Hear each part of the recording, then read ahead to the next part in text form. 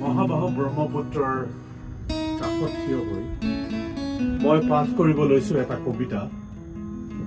কবিতাৰ শিৰোনাম বহাগ আহিল। ৰচনা দীপাঞ্জলি বৰা।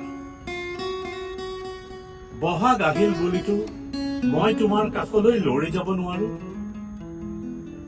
মন গলেইতো শিমলু মদাৰৰ তেজ ৰঙা ৰংবোৰ সানি ল'ব নোৱাৰো।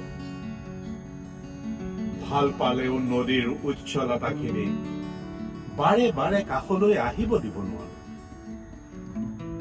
মন গলেইতো হ'ব নোৱাৰো উলাহতে উৰি ফুৰা পমুৱা তোলা।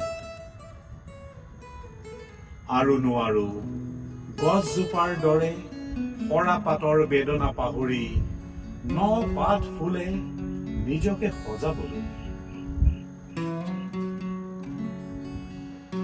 নবজাবা পেপাতি বুকুখন ৰিঙা ৰিঙা লগাকৈ।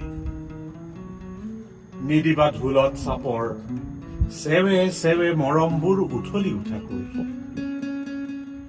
বহাগ আহিল বুলিতো মই তোমাৰ কাষলৈ লৰি যাব নোৱাৰো। নমস্কাৰ।